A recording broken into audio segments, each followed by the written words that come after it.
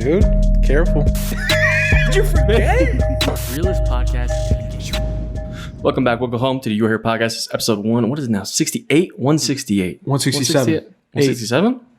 Don't do this to me right now. I think it's 167. Come on. I think it's 167. Well, welcome back either way. We've been solo for a while. Yes, we have. Right? Yes, we and have. we're finally back with a guest. Yes. Dave, I want you to introduce because I know it's someone very important to you. Yeah. Well, you're meeting him right now for the first time as well, so this is going to be a fun show. I've been dying to do this. This has been a long time coming. I got someone who today is very special to me. He is, in my life, someone I look up to in a huge amount of respect. He is someone who just continues to show me so many things about being a man. Can't say more. I can say a ton more about you, but we're going to get into it right now. Angelo Curro is on the show today on the You Are Here podcast. Let's clap it up for him. Welcome to the show. Trying to make me cry at the beginning. I figured wait till the end, maybe. Uncle Angelo. That's my Uncle Angelo. Yes. How you feel being here?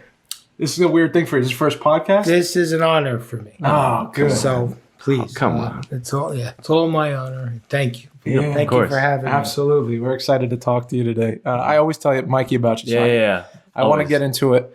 But this is like a celebration of your life today. I wanted to celebrate you today and get your insight because you're a very, tough guy. You're a tough man.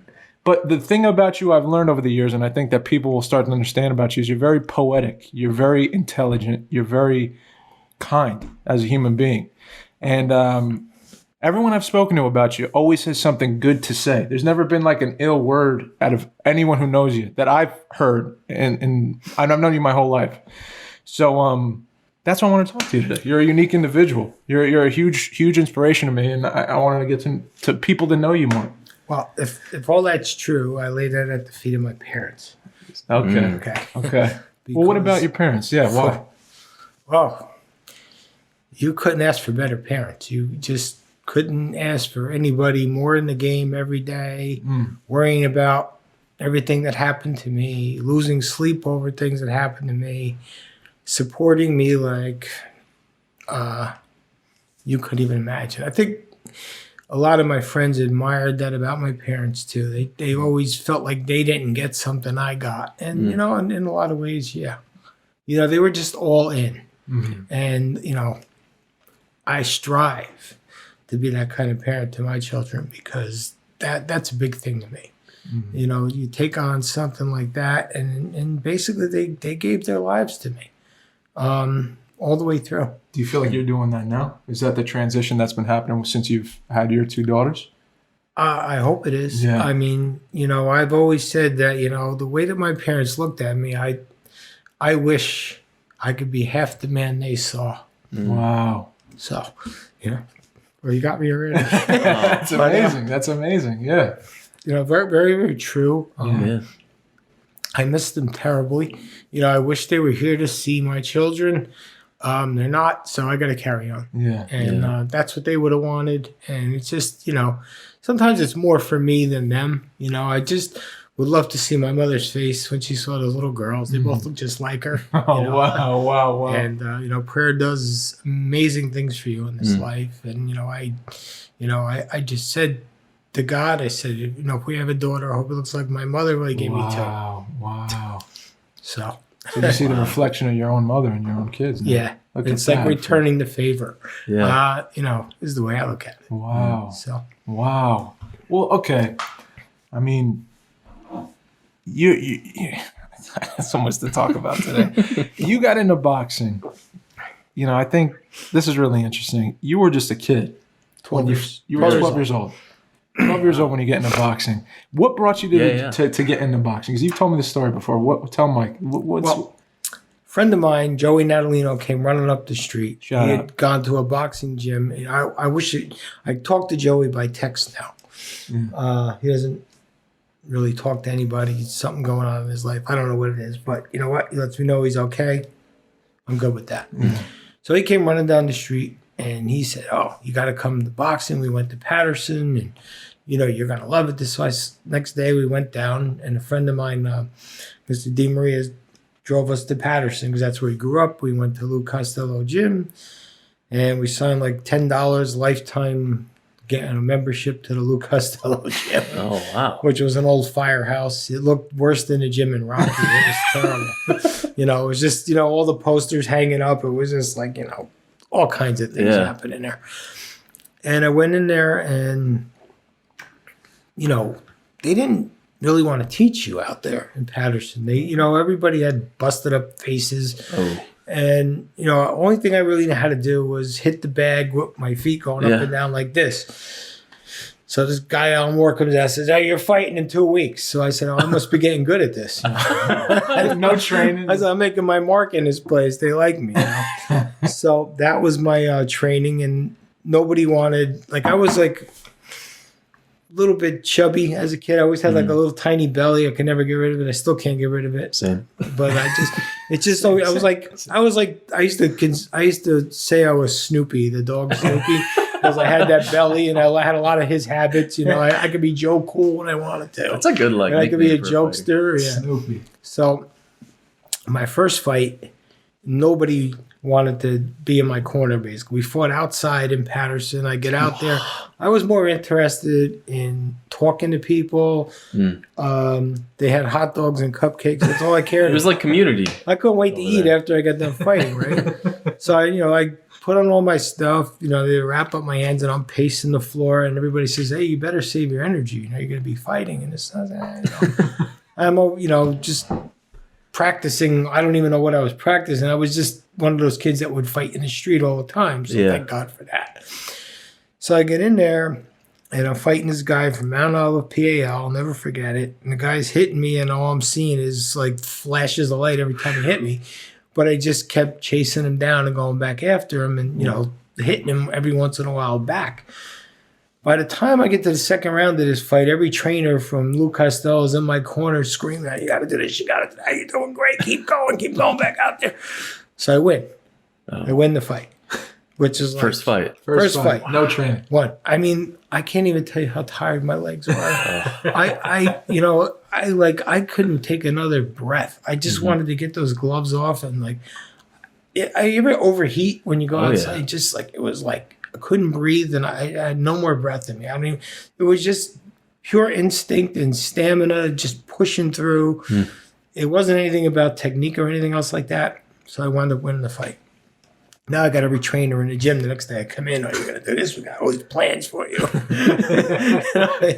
Already on the train. Right. So I kind of left the gym and I kind of was training in my basement. And that's what I wanted to do because I didn't trust them. I didn't feel like I had a good trust for those guys. So I signed myself into the Diamond Gloves. Now 15 years old. Not 15, I'm 14 and a half. Man, I can't imagine. 14 and a half. Training in my basement. Was in school and stuff, was boxing a lot of people do it or? In my school, because I used to have boxing matches at my house. We had a boxing. I built a boxing ring in my basement, and I used to charge $2 admission, and I used to have fights in my house. You had to see this. It was great. All Your parents knew about this or no? Yeah, one kid hit his head on the wall, and then that was the end of it. You had a fight club in your basement. I had a fight club in my basement. I was like the original tough man before the tough man came out there. It was great. So we were doing that, and I signed myself into the Diamond Gloves. And the first night I'm fighting some 19-year-old guy, and I beat him, right? And 2-0 now. Now I'm 2-0. But my trainer, Tex, saw me. This is the guy Tex. I just met, Tex Gonzalez. Tex Gonzalez. He was in the world's top 10 in middleweights. I mean, his nose was like this flat, tough as nails. So he says, hey, kid, he goes, I like you. I like the way you fight. He goes, does anybody train you? And I said, no, I train myself. He goes, well, I want you to come down to my gym. He goes, I want you to be a guest in my gym. I think you'll do good there. Wow. So I told my father about it. But then I got this card that they handed me and had a big stamp on it. And it said, too young to fight in this tournament. You have to sign up for the Junior Olympics. So I was like, all right. I said, why can't I fight in the tournament? They go, because you have to be over 15. Or should fight Junior Olympics. So I said, all right. I said, can I tell the 19-year-old kid that he got beat by a 14-year-old? And they go, no. I'm like, oh, crap. So I went home. Then we went to Tex's gym. And then with Tex, won the Junior Olympic Nationals. He took me quite a few places with him. Wow. Well, the Junior Olympic Nationals, let's talk about that real quick because I think you told me this story before, but you're how old going into this tournament? 15. Now I'm really 15. Now you're 15. Yeah. Now you're training with Tex. Training with Tex. You go into the Junior Olympics. Right. And what happens? Well, I win New Jersey. That was the first thing I did. And then we go to the Joe Louis Arena to go fight in Arizona. And I had this wild fight with a kid from Chicago. And first 30 seconds of the fight, I was on my rear end. And it wasn't like... First 30 seconds. First 30 seconds, I was laying on my back, looking at my feet, hearing the wind blow. Hearing the wind blow. And I was comfortable. I was like, this is great. And then I swear it was like one of those movies where the sound goes off and then it comes back on. Yeah. Mm. So I get to my feet when I realize, and I look over and I see people standing on the chairs screaming, and I realized where I was. So I stood up and I'm standing there and I'm like barely able to stand there. Like if the referee said, that's it, I wouldn't have said anything because I really didn't know where the hell I was. Yeah. So I got up, I saw the guy coming in, and I just put a right hand out and I got him on the chin. He went down on one knee. He had to get a standing 8 count. What? Right down the middle. Right down the middle. Didn't miss because he was coming in for the kill, and I'm standing there like, well, I better do something. So hit him with a right. He went down on one knee. They had to give him an 8 count. And all of a sudden, like the sound came back on. Oh. It was so weird. Then I can hear everybody screaming and I was like, this is real. So we go out there toe to toe. Rest of the round. Second round, same thing. I mean, me and this guy are blasting each other. One shot, I don't think we moved from the center of the ring. Nobody was going anywhere. We stayed right there, and it was like the Flintstones when they're batting each other, right? And at that moment, I said, there's nowhere else in the world I'd rather be than right here, right now. Man. So it's not normal. Yeah. But for me, it was normal. At that time, I said, this is great, is because I'm really engaging in something I really want to do. And I'm feeling like I'm going to win this thing, and I don't know how. He's probably feeling the same way. Yeah. So at the end of the second round, I'm looking down, holding my knees, and just blood's pouring off my face. I mean, I got jacked up. It wasn't like this guy could hit. He was a tough guy. And, every once in a while, man, he got one in there. And I just said to myself, I got to stop this thing. I got to stop it. And I was engaged with the guy. Did you feel something was gonna go bad? Like you were done in the next round if you didn't stop it? We only had one more round, but it was like the output was too much. The pain threshold was like. Do you hear that? There's water. The guy upstairs. Okay. All right. Well, it's good to have the guy upstairs with us. Keep going. I'm sorry. The pain threshold was too high. And I just wanted it to end. So I'm like, I got to end it. In my mind, I'm ending this fight.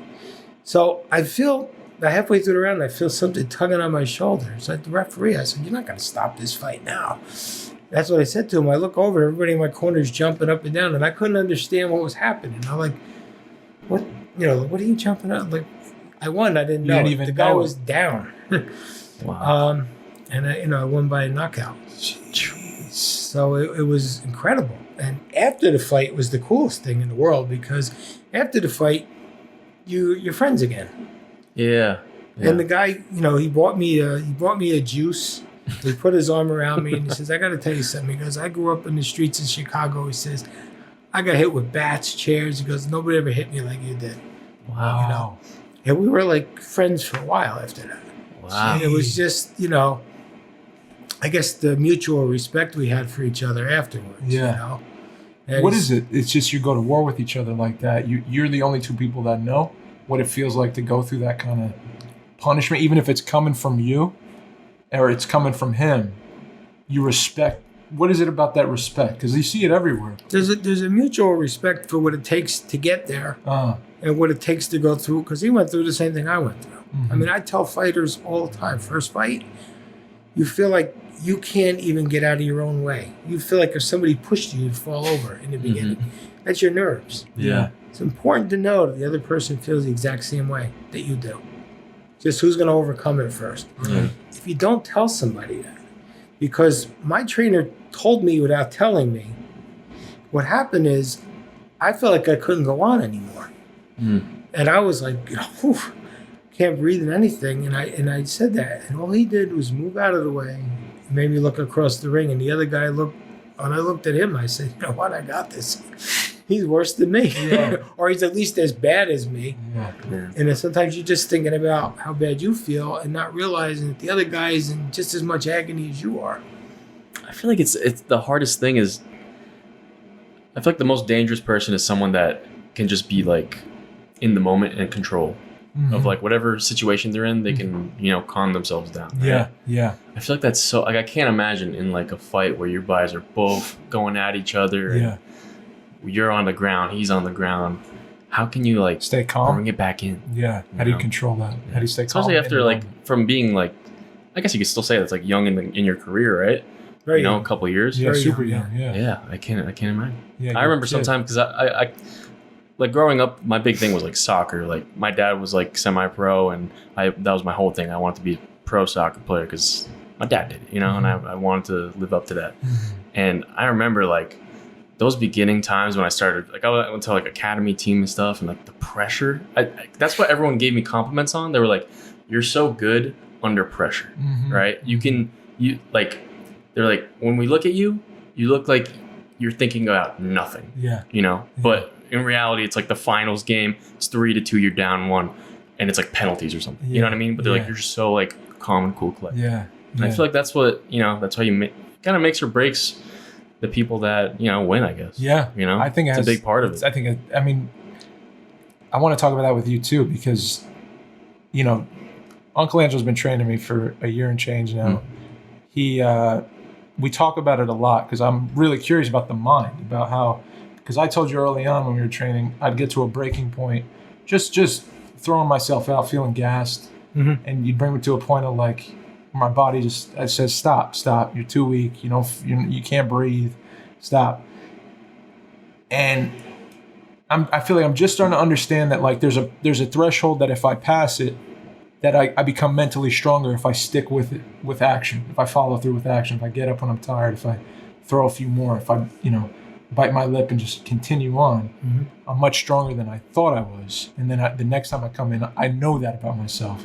So it builds this confidence. But with you, you go into fighting and there's something already in you that's saying, because no one's telling you this, no one's teaching you this, when adversity's hitting you, literally, you're digging into a deep,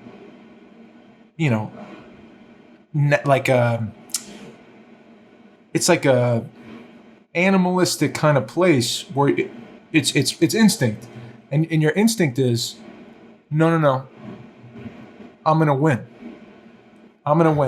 no matter what. I have to stop this guy. You just said it. I have to stop this guy right now, and I'm going to next round.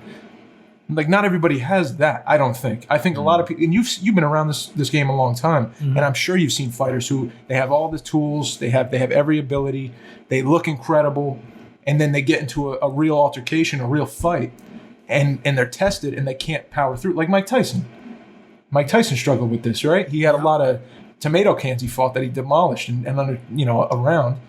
But when he fought somebody who really had the heart, had the drive, they would stop him. Ultimately, they would stop him. Teddy Atlas said that, yeah. And I a lot of guys that Mike Tyson fought were beaten before they got in the ring because they were terrified of him, and for good reason. The guy was, a powerhouse. I think the competition makes you who you are in that sport. But there's you choose yourself the winner before the fight starts. A lot like it's like I already decided on winning. And this is like, I'm just, I earned this money. I'm going to go cash the check. It's not, I never believed I could get knocked out. I never believed I could get knocked down. I never believed anybody could beat me. I really never believed it. Honestly, if I took a polygraph, you would have found out because he doesn't think anybody could beat him. Where does that come from, though? Where does that come from? You know, I have two daughters. One of them is very gentle. The other one has a lot of my characteristics. Now, if she doesn't want to eat anymore, she says no. Try to give her the second spoon, and she slapped it out of my hand and looked at me like, "You want to try it again?" And I said, "Oh boy."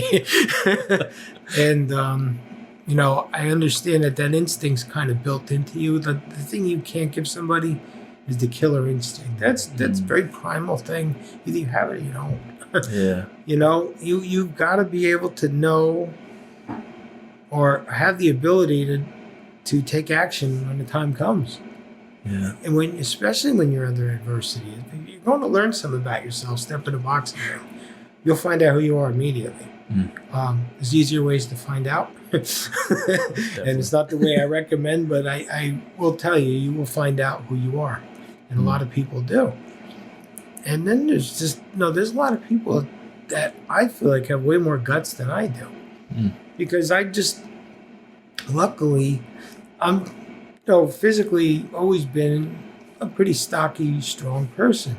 Not everybody is that fights. Some of those guys are not.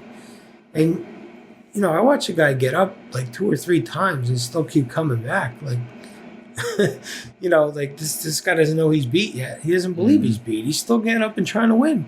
Wow. And, you know, that to me, that's guts. Yeah. You know, and I mean, it takes guts to fight one way or the other. But I admire somebody's guts a lot more like that than somebody who has all the abilities to do something. So that's kind of how I gauge it. Okay. Well, sorry, go ahead, Mike. Go ahead. Do you think that, because it seems like I feel like boxing, like it was just in your blood, kind of like you said, right? Do you think that everyone has something that they're kind of destined to do, or something that, I don't know, maybe, like meant to do in life, if there's something that's kind of given to them, like a special skill or something, or... You ever feel like you have uncommon knowledge somewhere? Yeah.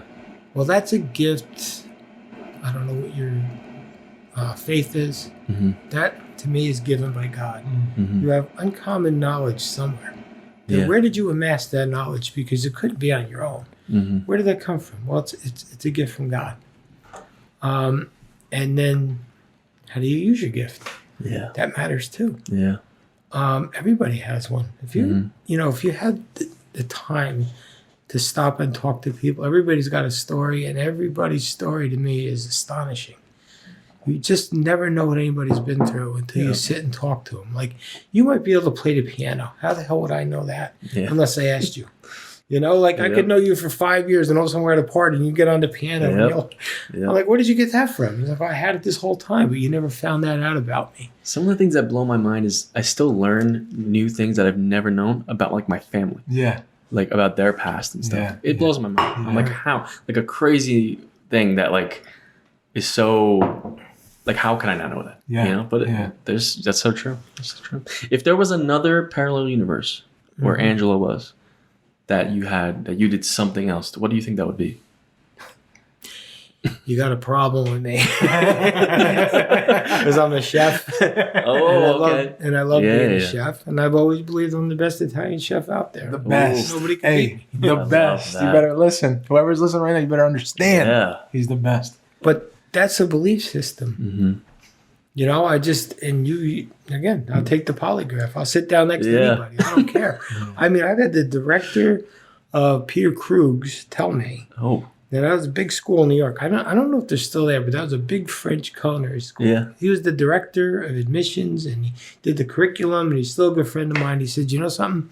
He wrote me a note. He says, we'd rather come to your restaurant in Kinnelon than all the places we can go in the city. And that's you have a restaurant. Capital Grove. Yeah.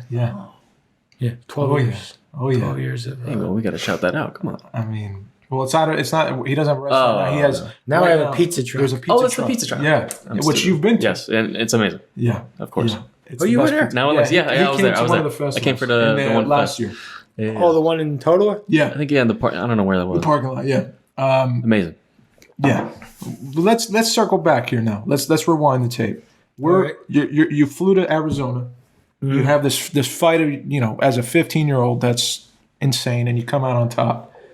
Now you get back on a plane after that kind of fight, and you're all bruised up. You go back home. What is the reception like? Oh.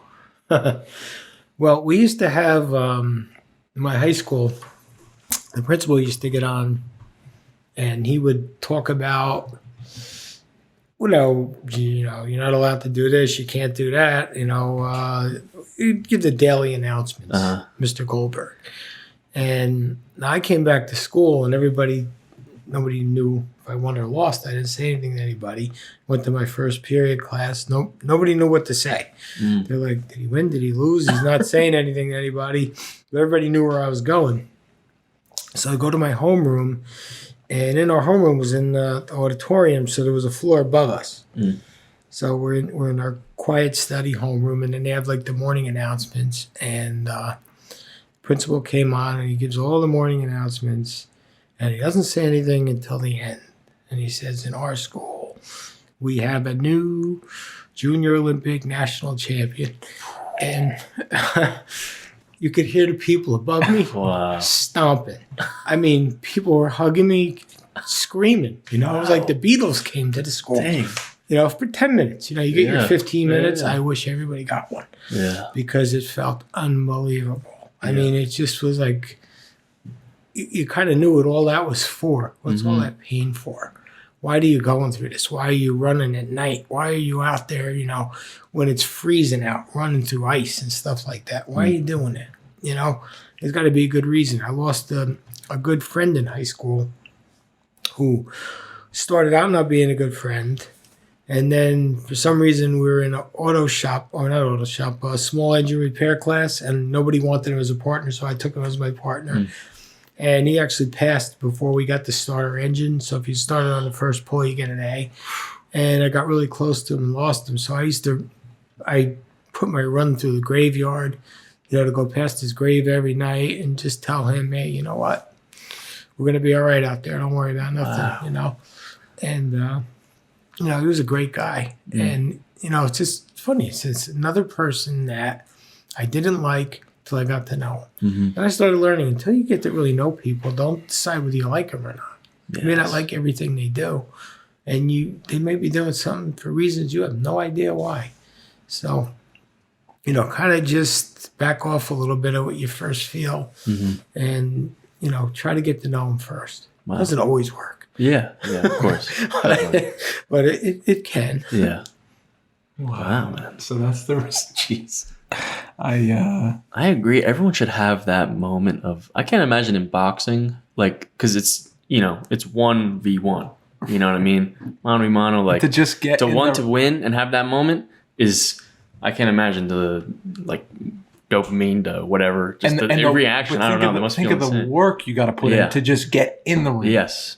The sacrifice you got to tax your body and your mind to just get there. The closest thing I've had was our school. I'm from Ringwood, New Jersey.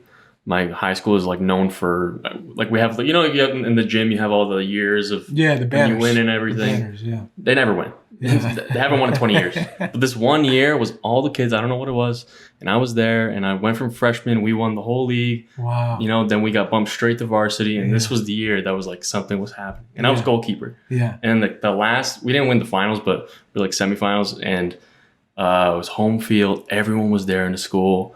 And it came to penalties, and there was literally a million. Yeah. Usually it's only 5. Yeah, it just kept there was going. 20, and then the last one I got it, and I was and I saved it, and I was I don't think I've had a feeling like that ever in my life. Again, it's insane. Yeah. I'm running around, a million people piled on top of me. I almost died. I ran out. Right.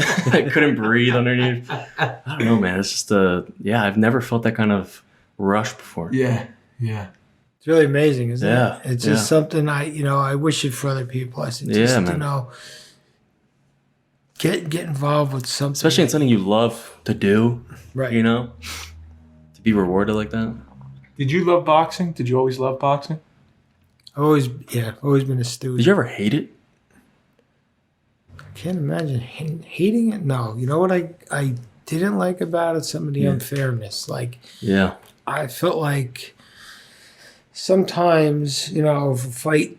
Well, I lost one fight. It was a split decision. It could have gone either way. I can't say that I definitively won. I felt like I won. He felt like he won. They gave it to him. After that, I said it's not going in anybody's hands anymore. It's going to be KOs from now on. So I think out of 23 fights, 5 of them were in a KO or a TKO. Gee, only 5. Only 5. Jeez. You've put to sleep over. It was to me. It was like it was almost you could chart it out what was going to happen because I was a short guy. Everybody was taller. Just keep attacking the body, attack it until they can't stand it anymore. And then I would just go up to the head without even looking. And by that time, you really get knocked out when you're exhausted. Yeah. And people do get knocked out when they're not exhausted, don't get me wrong. But a fighter, a seasoned guy, you're going to knock them out when they're tired. Yeah. That's when they start making mistakes. That's when they misjudge a punch, and you just don't have that wind to get up again. Yeah. So put you to sleep for good, or you just said I had enough. And that's what it was. It was like I would give you like the workout of your life. I would talk to you before the fight, and I'd say, I hope you did your road work. If you didn't do your road work, you're in for a long night. And I would tell him that, and I would talk to him. I was always messing with people because I was like that crazy in the head that I would follow you around and hit you in the body, and I would listen for the noises you made, and I could hear it. If I hit you with a good body shot, you're hurting, or if I just thought you were like looking at the clock trying to see if you even glimpse that clock, I know you're dead. He says it to me now. If you look Dave, at the how many clock, times do you look at the clock? Yeah, no, hey, I'll tell you, all the time. And he said, you better not. If I caught you looking at the clock, it's over. You're done. You're done. It's mind games there. That's a mind game. Listen, I know somebody looks at that clock, they're looking at it for one reason. How much more time do I got? And I'm tired. Yeah. And I want to retreat. Now, what? Now I'm going to put it on you. Now if you thought it was bad. And the problem with me is I start off slow, which is fast, but I have a lot of stamina. So as the rounds go on, I start getting a second wind when you've had it. So there's not a worse feeling in the world than somebody coming at you when you have nothing left. And that was the thing that kept me up at night. Somebody's beating on me and I can't defend myself. I never want to be there. So am I going to go running? Absolutely. And that's why I used to say to people, I hope you weren't running, man. I hope you did your road work, and they'd be like looking at me like, and you could just tell by looking at them what they did. They're not. Guys are going, no, I didn't do my road work. Do you think I feel like at the end of the day, like cardio kind of does play one of the biggest parts, right? Because it's endurance. It's like you can do all the technique, right? But if you don't have that endurance, be able to, take a couple and go the rounds, then it's over, right? Yeah, you can kind of easy. Out quick. Well, the other thing is you have to be able to relax while you're fighting, which is like, how do you explain that to somebody? Yeah. Or it's every one of your instincts. Yeah. Like if you see a big punch coming, your instinct is to get the hell out of the way. Normal. I don't want you to get out. I want to get out of the way this much so I can hit you back. And if I get too far out of the way, I'm going to get hit. Then you have to learn how to reserve your energy. Yeah, because that's an overstep can waste much more energy, right? Right. You'll be completely, if you just knew you were fighting, you would be completely nerved out. Gassed out just from your nerves, because your nerves can do terrible things to you. And you find that out when people get really sick and they start, when their nervous system goes, and your nerves could do things to you that you don't even know they can do to you. So if you learn to stay calm, and one way to do it, or the best way I did it, is there were some tournaments I had to fight 2 or 3 times in one day. All of a sudden, that nervous feeling like that, it loses something. You just don't get that nervous anymore. All the aura around it goes away after you've done it enough times. And I used to sleep before my fights. If people would be like, I'd be like, wake me up a half hour before, and I'll get warmed up. Now, could you imagine being somebody's opponent and the guy's sleeping? He's not really worried about it, you know. And I mean, but to me, I was like, I used to. One other thing I used to get was a fever. Every time I fought, I'd have 102 fever the night before. I'm like, how is this happening? It's your nerves. Yeah. I would get 100 every time I fought, like 6 times in a row. I'd have 102 fever. Mm-hmm. And it'd almost be like, well, I'm not going to fight. Let me see how I feel tomorrow. I get the next day, and I'd be like, I think I'm all right, Yeah. And then I'd be okay. Mm-hmm. I noticed that for me, it was always before my nerves are crazy, but once the whistle blows, like it all just goes. I'm like, all right, I know what's going on. You know what I mean? I know what's happening, and I know how to, You know what to do. Yeah. It's just that that's all you really have to do. Is you have to know what you're doing, and you got to do it. Yeah. So you have to be in the moment, and you got to be reactive. This is your chance. Right.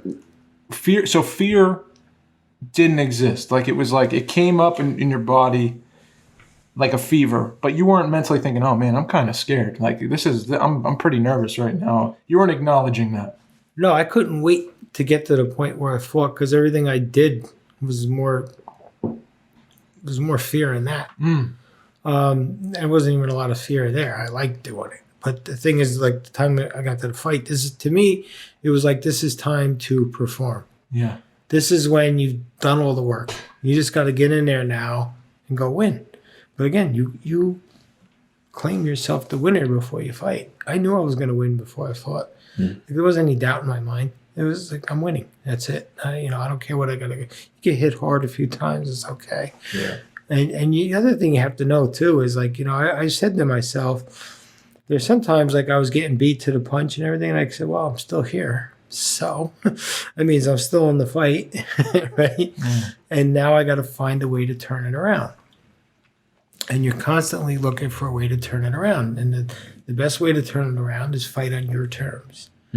Because if you fight on the other guy's terms, you're already at a 50% disadvantage. Now you're reacting instead of being proactive. Yeah. So you've got to spin the fight into your terms immediately.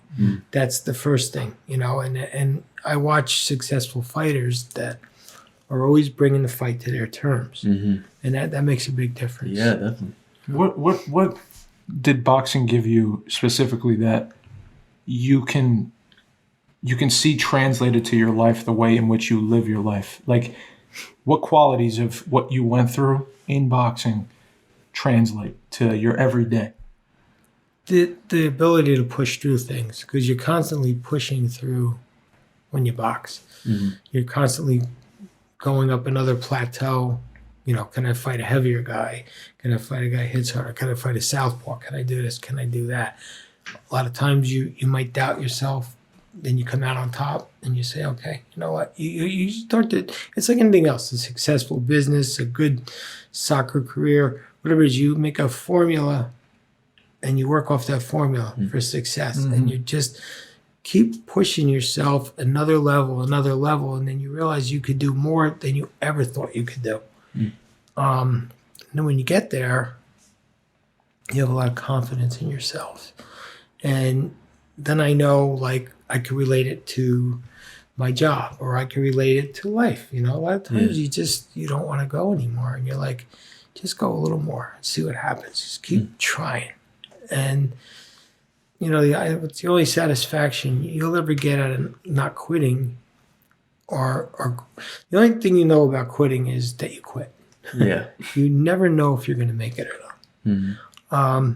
And the only way to really find out is not quit. And to find out, the more times you don't quit, it becomes a mindset. You just don't ever quit. Yeah. I got to say this because, because I've known Uncle Angelo here since I was born, essentially, right? He's, you're one of my father's closest friends. Punched him in the face, I think was the story, and that's how you met? That's how I met him. Yeah, there you go. But yeah, so I've known Uncle Angelo my whole life. And, as I became a man, life went one way for me and Uncle Angelo this way. And then something's happened, and I found myself in a place where I was really, like, I'm a fearful guy. I'm very afraid of things. I don't know if it's just my nature, how I came up. I don't know. I'm a very fearful guy, very, very much not self-confident. Constantly was seeking approval and love from other people in order to validate, who I was. And I think, and I was training with somebody else, and then for like a month, and then you got into some trouble, and then I called you right away, and you said, yeah, of course, like, come and, we'll train. And I couldn't have imagined, like, that we would have become so close through doing this, where it's like just what you're saying about having this mindset now where you go through this adversity in boxing, and then you learn more about how strong you are because you push. And like, I have so much respect for that. And that's like such a gift you've given me in my life this past year, is through action, through teaching me a craft like boxing. To feel powerful is such a thing that not a lot of people feel all the time, like walking around. A lot of people don't have this thing that, I'm a really incredible human being, that I can really look at life and all the conflict that comes with it and say, yeah, but I'm strong, and I'll get through this, and I'll also enjoy doing it. And sometimes it'll be tough, but I'm powerful. There's another gear in me that I know exists, and I could push through that. And it's just a testament to me of what God can do, because I didn't have God in my life before I met you either. Mm-hmm. I strayed away from him, and we talk about God a lot, and it's just funny to me how he, I didn't spend that kind of time with you in my 20s, and now as a grown man at 30, 31, and you have your 2 children, and we're just spending all this time together, and you're teaching me a craft that you've learned your whole life. And it's amazing how people come into your life at certain times, and they give you so much. Like, there's so much, I just didn't see it coming, is what I'm trying to say. Right. I look at you, and I have so much love for you, and appreciation, and respect, and you did so much for me this year, and when I was in a really tough, spot. So I'm trying to say thank you. Oh, listen, you gave that gift to yourself because you were a great student and you practiced, and I could tell you gave it to yourself. Okay, so you know who Jamie Clark is? He's one of the guys that climbed Mount Everest, right? And I saw him speak live, and he said something to me. It was just hit me like a ton of bricks. He says Everest was the excuse for all the friendships, the partnerships, the trusting of each other, all that. It was the excuse for everything, all the relationships you formed. You did this yourself. All you did was take some guidance, and you believed in yourself. You climbed the rails. Yeah, we climb mountains together. Yeah, that's why you get close, because you find something out about yourself that you didn't know. But I knew it. You just didn't know it because you didn't see it yet. But, my job is to help you see it. And, I'll tell you about Liz. Liz was like an MMA fighter. Yeah. And she wanted to spar. So I, brought her in the ring with me. First thing she tried to do was put me in a headlock. I'm like, hey, listen, this is not boxing. But, Liz, I'll tell you straight up, Liz may like it, she may not like it. She didn't like going to other gyms. She went. But she just was like freaked out about it, and I got it. And I said, listen, I'm not bringing you here because I want to make it tough on you. Because this is a necessary evil for you. You're going to have to do it. She gets in there, and she's working with this girl who's got a ton of experience. And Liz, and the girl threw a really dirty shot at Liz. And Liz is like, oh, I can't believe this. I said, Liz, you see what you just did? You just got her so frustrated that she tried to hit you when you weren't defending yourself. I said, do you know what that is for you? What a testament that is to how much ability you have. And she didn't even see it that way, but then she did. Then I got her to fight. And I was like, I want Liz to fight. I'm like, holy crap. So I know Liz is tough. So I'm not going to give Liz an easy opponent. So she fought the sergeant from, Belleville Police. Tough girl. You know what I mean? And Liz and her had it out.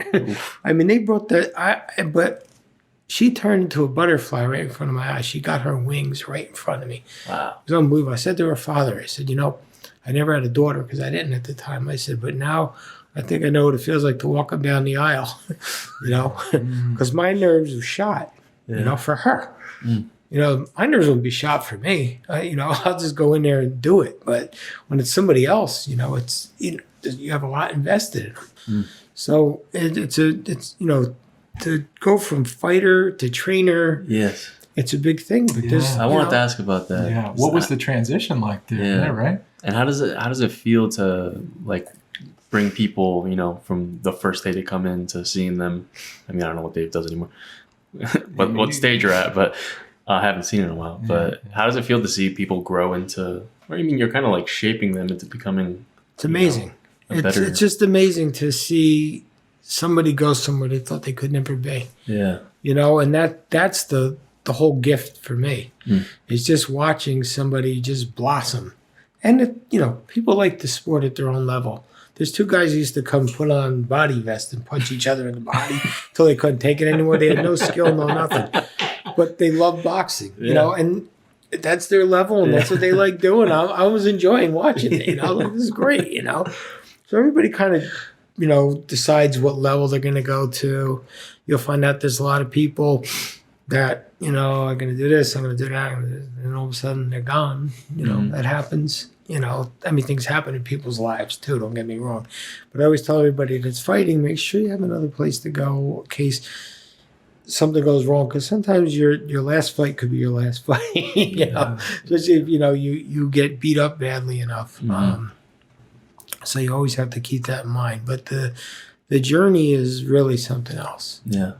It's just fun to watch people finally believe in themselves and just get a sense of confidence. This guy now hits like a mule. I'd put him in against anybody. I'd fight him in a second. He can hit. He hit me once. I got a big bruise. You'll know it when he hits you. I'll tell you that. Definitely. So I'm very proud that, he decided to take it all in and really do something with it. Because a lot of people come and they're like, we get lessons, and then they're here, then they're not there. Yeah, definitely. For the transition from your fighting to teaching, how did you take that Because I know some people how do you don't want. I remember when I was learning for filmmaking and stuff. I was even for soccer, I was I don't want to be the teacher. I don't want to be the trainer when I'm up there. Obviously you want to be the top thing, but I feel like I've learned over the years and growing older is that teaching is some of the most fulfilling, action you can have in life, to give something to someone else for them to grow.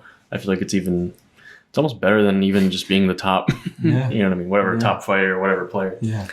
Didn't start out that way. When I started teaching people, I was getting very frustrated at the beginning, to the point where I would drive down to a gym in Newark where nobody would know me and just show up for sparring. Whoa. And people look, the whole gym would stop and look at me what are you, lost?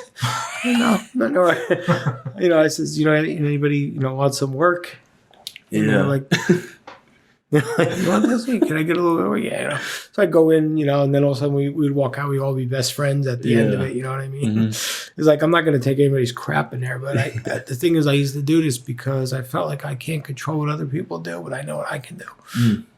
So that was how it started. Then I stopped doing that, and I just started realizing that you're 20, 30 years of experience. I've been doing this, people can't get their chin into their neck. Yeah. It takes years, or to get their steps right and things like that. You have to realize it's a process and it takes time, and I started out just like they did. Yeah. I had a ton of drive though. I wanted to be the next champion in the world. And I wanted that. So I wanted to fight Sugar Ray Leonard. That was my dream. Wow. That was it. I was like, I'm going to go in there. I'm going to take this guy out in front of everybody. He's never fought anything like this. He's not going to know what hit him now. I think about that now. I look at Sugar Ray Leonard. I was like, in my mind, and maybe I could have done that. Yeah, you never know. You know what I mean? But, when you look at it now and you're like, maybe it would have been a great idea, because I watched Sugar Ray Leonard fight, man, and that guy is just devastating now, to look at it, Yeah. But in my mind, again, I thought I would take him. I really did. I said, I'm going to beat this guy to a pulp. And I didn't do it, but, I guess to answer your question better, it was hard in the beginning because of the experience, and then I learned to just back off and be patient with people, and you could see that the process that they were growing through, and try to help them through it, and not try to do it myself to offset what I didn't see in there, because I want performance, I want technique, I want perfection, I want somebody I want to know every step they're taking, because if I know what you're going to do, and I've told this to fighters, if I know what you're going to do, I don't have to worry about what they do. But if I got to worry about you and them, now I got to watch two fighters while you're fighting. This is not good. You know what I mean? So I have to know every move you're going to make, every one of them, so I could tell you what to do and how to do it. Yeah. And that's, and you become simpatico with whoever you're fighting, you're bringing into that ring. Yeah. And it's a lot of work. It's a lot of blood, sweat, and tears. A lot of nights where I got off a table where I was getting epidurals and my guy needed sparring. I wasn't even supposed to drive. I got to the gym and I gave him 7 rounds of hell. And I'm like, why did I do that? What the hell made me do that? But it's because he needed it. Yeah. Yeah. Wow. Man. So I guess I hope that answered your question. Yeah. Now, you win the Junior Olympics, you come home, you get the reception, you start you continue your career, and because your mission was to, now that I know it, to get Sugar Ray. That's the mission. That's the mission I'm on. You're driven for that. Nothing's going to deter you. Right. But now life starts hitting you back and jostling the path a little bit. What happens to get you to the point where the Sugar Ray dream isn't quite panning out? Like what if you were to look back on it now? What are the things that didn't quite get you to the Sugar Ray, in the ring with him? Well, I was supposed to sign with Lou Duva big time when I was 18 years old. That was a big deal. Because it was like a $25,000 signing bonus. And he said, if you win your first 5 fights, you'll be on TV. Lou Duva had Ice World. At the time, they used to have boxing there. And that's like the end for here. Yeah. And he loved me. And he called me up until probably 5 years before. Every once in a while, he just called me. That's the kind of guy he was. He's a real, genuinely good guy. So that was all supposed to happen, and I destroyed my back, and it's probably the best thing that happened to me. I was a sciatic nerve, but at the time, nobody knew really how to treat it. They did try to bring me to a chiropractor. It didn't work, and every time I tried to get back, I would get this pain, and I couldn't do it. So I just knew. I said, I can't fight like this. There's no way for me to go in there at 50, 60%, especially when you're going to do this. Yeah. So I never made that pro move. I never went pro. So I guess I'll never know what happened, but I kind of, from looking back at it, I think it was for my own good, because I was the kind of fighter that would just come in and take your best shots. And I don't know how long you can go like that. I don't know how much brain matter you'll have left. I guess God pulled me out of it for some reason. And I don't know why, but maybe he just said, okay, that's enough for now. Or this chapter of your life is over. But I never really wanted to give it up. I tried 2 other times to, I waited 2 years. I waited till I was 19. That didn't work. I waited till I was 23. I started again. And then finally, the last time I went out fighting was in the Tough Man. And I was actually with his father. We were watching it. Remember the Tough Man competition? We were on TV. I don't remember, no. Guy with the bow tie. Big time. And Carmen Electra would be in the corner. Okay, yeah. Yes. I think that was Carmen Electra. Yeah. So, Carmen Electra was there. So I said, well, if she comes to my corner, I'm going to say, listen, I'm going to go pop his lights out. And as soon as I'm done doing that, I'm going to put a sparkle in your eye. But she never she never came up. She wasn't even at the tournament I was in, but I was all ready for that. Because they were coming between rounds and talk to you. So So that was really interesting thing I did. That was a lot of fun. So I did it in the Ice Palace Arena, and then I also fought in the Morocco Shrine Auditorium down in Jacksonville, where there's like I don't know, I never knew this. Down that way, there's like a lot of underground fighting and things that go on down there that they don't like to talk about, but there's some crazy people down there. Like they wanted to get me into this, fist fighting, like you go in the bar. Like bare knuckle? Well, it was almost bare knuckle. It was very similar to the Tough Man where, you would take on everybody that came in the bar. It was like, you can make like $5,000 a night. So, before I talked to this guy, I said, well, I heard somebody, got all messed up on cocaine and died. He goes, yeah, but we don't like to talk about that. I said, well, consider forgotten. I just, so it was a very different experience down there. Now, I fought this guy, the Tank, down there and knocked him out. That was a big deal. Tank. Yeah. I don't know who this guy was. I guess not, huh? No, no idea. Guess not. And no Tank. Next thing I know, this maniac is across the ring from me. Oh, man. And he's looking at me like he's going to run across the ring. I'm looking at like, is this guy going to run across the ring? And well, hell, he did. Yeah. And he hit so damn hard. I can't even tell you. Oh, like I had to put my arms out here.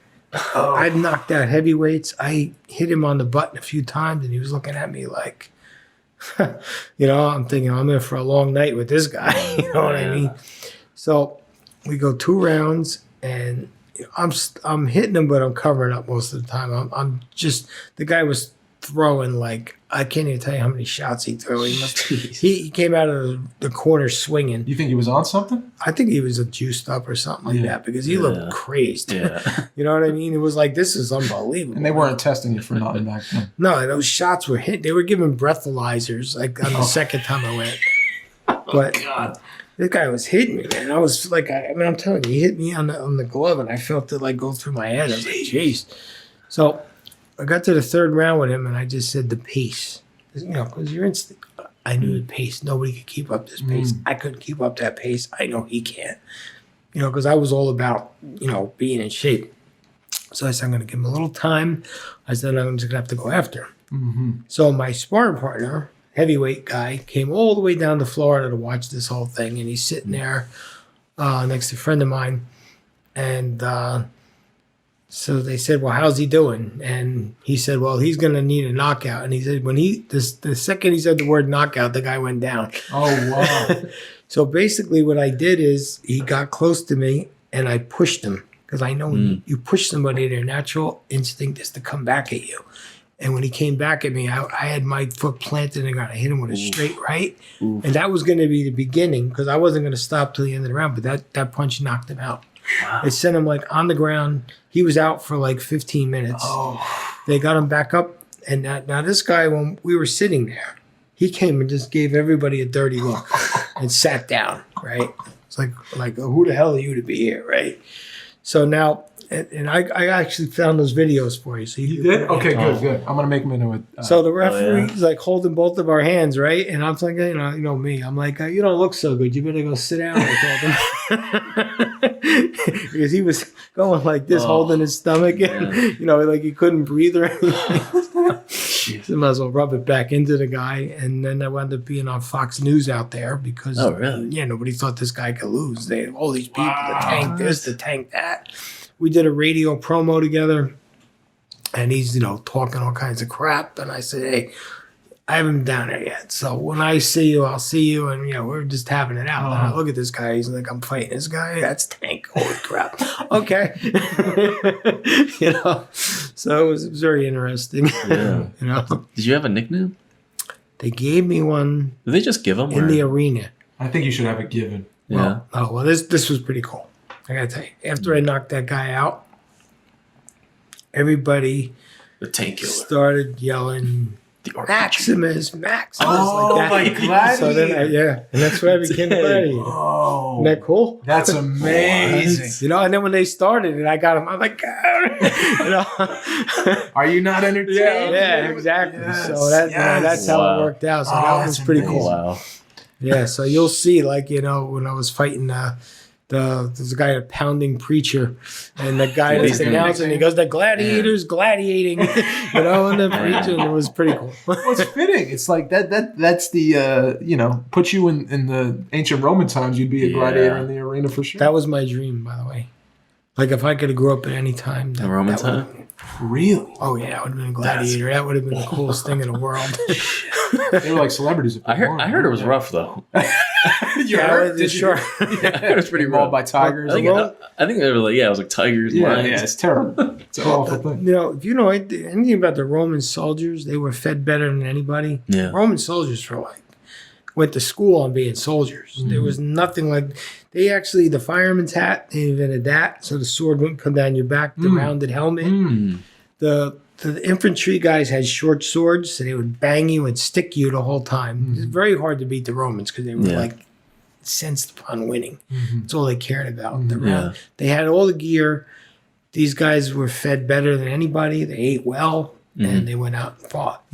So I maybe a general in the Roman army would have been good too. But I would have liked being a gladiator. The whole thing would have been cool. For the show of it all. I like that. Yeah. Do you think you were willing to die in the ring? Did you ever feel that? Yeah. Wow. Well, that's what's going to push you past. You got to be willing to step out of yourself and really say to yourself, I'm going to go the whole distance, no matter what it takes. And if I never thought I was going to die. If I could get knocked out, that would be the closest thing to death for me. And I would refuse to get knocked out. It's not going to happen. But no, in your mind, you really got to be ready for whatever's coming your way. And when I get into something, I would, at that moment, probably if I was sitting outside of it, I'd say maybe you shouldn't do that. But while you're in there, it's like I'm letting it fly. No matter what it is, I'm going for it. And I think that's the calculation you have to make before you get in there, because I think once you start getting scared or start worrying about yourself, you need to get out. Yeah. Like you said, the nerves, right? The nerves, yeah. I mean, even after once that first punch gets thrown, you're fine. But until then, you're still feeling something. Yeah. It gets lesser as the years go by, but it's a big event. Like when you win a big event, it's a big win. If you have a big opponent, it was like a David and Goliath looking thing, which always looked that way with me because so small, right? Short.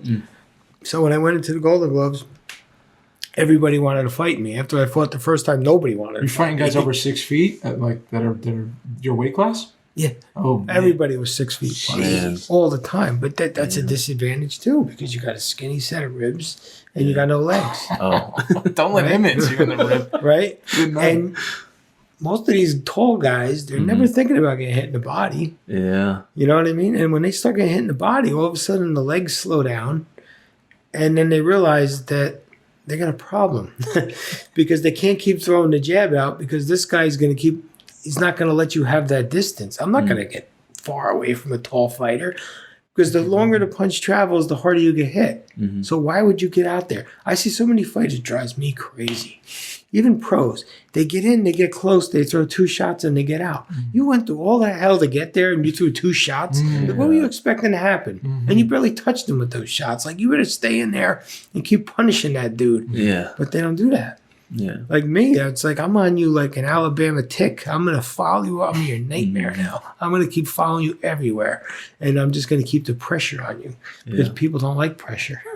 You know what I mean? Then all of a sudden, these slick, you ever see those pity path fighters could block anything? All that goes away. When they start getting hurt and winded, gone. The arms are down. Doing all that fancy shit. Right, exactly. Yeah, because they're so worried about looking good, and the next thing you know, they're like, geez, I wasn't really in. It's almost like, you ever play chess? Oh, yeah. I can never win a chess. You know why? Because all my pieces got to be in perfect order. And, if I have something out of place, I don't like it. I'm not thinking 3 moves ahead like everybody. I've gotten better at it. But that was always my problem with chess. It's like always everything has to be where it's got to be. But plan everything's got to look cool. Yeah, great. Meanwhile, you're in checkmate. and that that's the problem with some of these fighters. They look great on the pad, banging, throwing these little short uppercuts, and then they can't. When they get there and they get hit, it's like, well, what the hell happened, bro? What was your favorite punch? Well, it changed. It always was my right hand. Everybody was afraid of the right hand. And they used to teach fighters, and there's a lot of trainers still do, and I just have it out with some of these guys, like, move away from the power hand. You move away from my power hand. To me, it's like having a Sherman tank pointed at you, just waiting for you to go to the wrong place. And when you get there, bang, you're going to get it, right? Yeah. But what happens when you get on the other side of my power hand? What do I have for you? Nothing, right? And everything's open. Yeah. So I don't. Worst thing you can be as a fighter is predictable. If you start moving in the same direction more than once, there's going to be something there waiting for you the second time or the third time you do it. It's not going to be pleasurable at all. Right? So you have to be very unpredictable, and you have to be willing to move in different directions. So when you can get past somebody's power hand, now you have a big advantage on them. And it's constantly, you're just trying to get advantages. So it always was the right hand. I hurt my right arm middle of a fight. I was way ahead 2 rounds, and I was only throwing my left. I got punched straight in the bicep, and I could not. I had to pick my arm up like this physically and leave it, just to leave it there. I couldn't do nothing with it, so I was to leave it alone, right? I wasn't going to try to fake it, because once it went out, I was like, I don't know if I can get this thing back up. I'm like, so I started working on my left hook, and halfway through the round, the hook was cracking. And then all of a sudden, I was like, I have another weapon that I never knew I had. So now you had to worry about both hands, because you didn't know which one. Then my left hook became the weapon of choice, because the hook is a brain shaker. When you throw a hook and snap it shakes the brain. It's usually a knockout punch. Uppercuts too. Uppercuts are great, but a lot of fighters don't know how to throw them. Roberto Duran used to throw these uppercuts up to the sky. You'd see him, if he missed an uppercut, his arm would be like way up there in the air. And that's how you're supposed to throw it. But a lot of novice fighters throw uppercuts. They throw it to throw it. They check it almost. But it's like, if you hit somebody with a left hand all the way out there, and you're going to go throw an uppercut straight, you're not going to hit anything unless the person voluntarily bows, which they're not going to do. So when you throw it, you have to know that it's got to go right up the shirt. And it's a nasty punch, because it starts out of the line of vision. And that's why, it's the punch you don't see that's the most devastating. It's like it throws you. It's like putting a compass on the ground and kicking it. It's like, if you saw where the punch came from and you get hit with it, at least you know how to get out of the way. When you don't see where it comes from, it's like being shot at. You're looking around like, oh my God, what just hit me, and where did it come from? Then all of a sudden you see a fighter, they don't want to do anything, and that's how you want them. You know what I mean? So, that's why you have to have more than one weapon. When you're fighting, it's like, right hand will get you so far, might get you in the top 20, but if you don't have all the weapons, especially in the lighter weights, you're not gonna advance. Wow. How much time do we have? We're good. I got one last question. I got 2 more from All right. Go on. We'll get you out of here, because we'll take a big sign. Yeah, go ahead. You spoke about injury really quick. Did you have any serious injury? I know you said something about from when you stopped, you had a pretty serious back injury, which kind of led to. I have a similar thing where I had an injury as well in my back, and after I had that, I just felt like I couldn't play the same or just be the same, and it broke my whole existence. I just didn't get it. I just couldn't do it anymore, and that's what kind of made me stop. Were there any injuries that were really bad that you were able to get back from, or was it kind of the worst part? Because that was my hardest thing. I was like, what if I was able to stick with it more and then come back? Is that a possibility? You know what I mean? But I'll never know, because you know what I mean. Right. It passed. Right. I just always wondered if if I could recover that feeling, because to me it felt like I just can't go back to what I was. Your identity is different now. Yeah, and it scared me. And that's why I stopped. It's a mindset too. Yeah, definitely. Because I could tell you, when I got injured, the first thing I thought was well, I'm going to work on what I can do. And then when this gets better. So I was still going to the gym, and this is not my back injury. I had I hurt my hand once. That wasn't terrible, because I knew it was going to it was going to be okay. It just that I really blasted somebody really hard, and I felt it all the way up my arm. And I was like, and I knew, like, first of all, I was like, I don't know how this guy's not knocked out, but okay, he's still there because he had an extremely hard head. But the thing is like, if I stop throwing, I can't stop throwing his hand now because this guy's coming back at me. So I'm like, I had to keep throwing it. And I mean, it was hurting up my ear every time I threw it. Man. But it was like, you got to do it anyway. You don't, because you can't let somebody know if you're hurt, I'm hurt. It's none of your business. You know what I mean? I'm not going to let you know if I'm tired. It's none of your business. You don't need to know that either. So, I tell guys like, there's a time when you're really out of it and you're fighting, and it's like, you got to just pull yourself back together. Have you ever saw an old movie? It's called The Hustler with Jackie Gleason, and he's playing Paul Newman, and Paul Newman's wiping him out at pool. But Jackie Gleason was Minnesota Fats. And he's losing. And they're both drinking or whatever. Well, Jackie Gleason went in the bathroom, cleaned himself up, right? Stopped drinking, washed his face, combed his hair. He came back out. Paul Newman was still sloppy. And then Jackie Gleason took all of his money. And then he wound up, Paul Newman wound up getting his arm broken and everything else like that. It was just a streak of bad luck. It's because Jackie Gleason kept himself together. So from that movie, I learned something. I said, something, never let anybody know when you're hurt, because all they're going to do, you're just opening up all kinds of stuff for yourself. Yeah.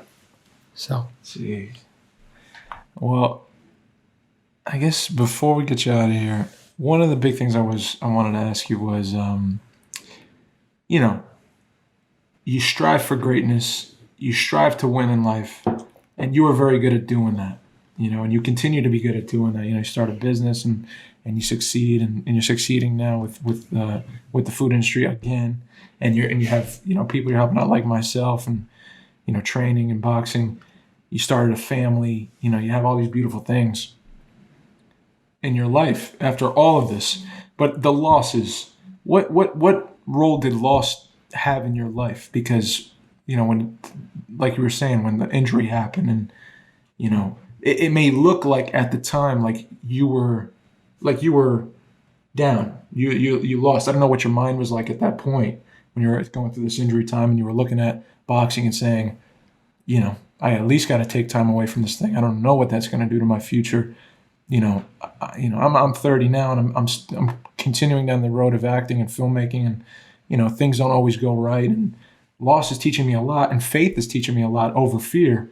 And so I was just wondering, with these losses, I look at you now as a total success. And shout out Taina, shout out the family, your beautiful girls, your beautiful stepchildren. You have a beautiful wife.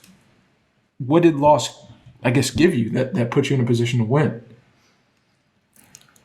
Well, I think loss, you got to figure out how you measure success first. And what's your measure of that? To me, my wife, my family is my success. Everything else comes from there. That's, my center. Now, talking about loss and losing, you probably heard stories from your family about, everybody said, oh, poor Angelo this and poor Angelo that. This happened to him, that happened to him, and 1,000 things happened to me, but just don't take the smile off your face and just don't stop going forward. That's all I can tell you, because eventually you're going to get there. And something, if you don't go through a lot, you won't have anything to tell anybody. You won't have any story to tell. You won't have nothing to tell your kids. Nothing. So you just have to know that you, as a person, have to really believe in what it is that you believe in. And when other people don't see it, there's always 1,000 people that tell you can't do something. I've heard it my whole life. You can't do this. You can't do that. Well, it does motivate me to do it. It's like, okay, now what? But you've got everything it takes to make your career go. And some people just don't find out till after they make it. They just, that's why there's all the tears, I'm like, why the hell is everybody crying? crying in football now. You know what I mean? Nobody cries in football. Franco Harris didn't cry. You know, what's his name? Who's that guy from the Steelers? That guy looked like a junkyard. Jack Tatum. Oh, not Jack Tatum. I can't remember the guy from the Steelers. No, there's other maniac. He had busted up teeth and everything. He wore those big arm pads. You look at that dude. It's like, you think he cried? You know what I mean? But, I mean, now things are, you know, I guess people are a little more emotional and whatnot. But the reason that people do cry is because they never thought they'd see that day. You know, that they didn't, you know, like they kept striving for something that they never thought they'd see. But, you know, you got to keep that dream so close to your heart and don't let anybody get in between it. And just keep fighting for it every day. Like I said, you've got everything it takes. You've got everything. It's just a matter of doing it now. Mm. You know, you paid the bills. You know what I mean? Go cash your check. Yeah. You know, it's time. Yeah. Jeez.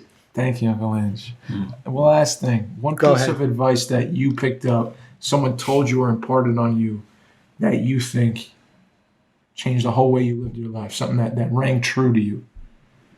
Piece of advice.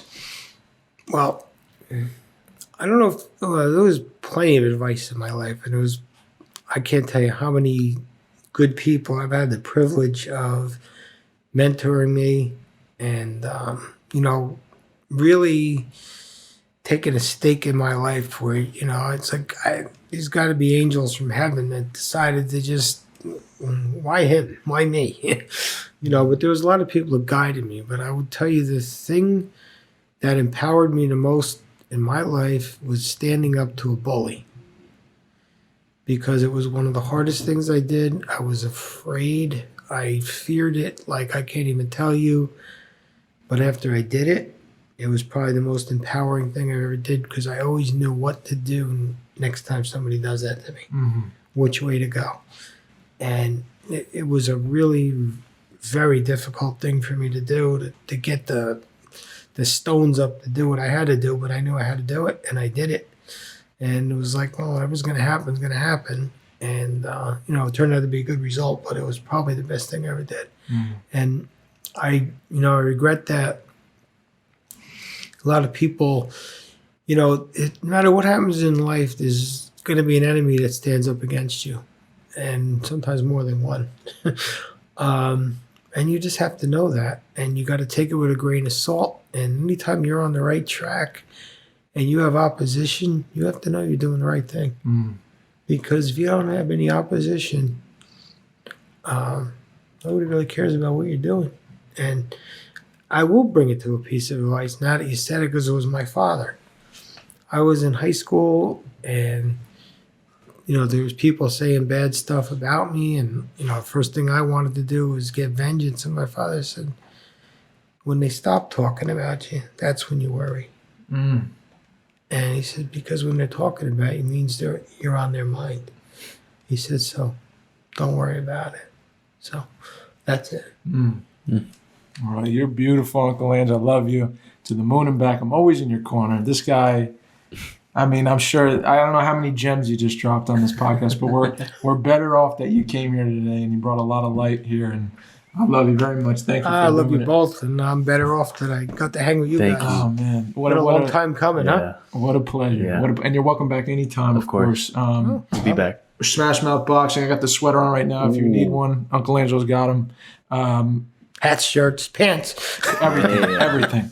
Come to Whippany Boxing Athletic Club. Whippany Athletic Club. If you want to train with Uncle Angelo like I do, you gain a lot, as you know, as you can now. Yes. You can attest to. Yes. Not just about boxing, but about life.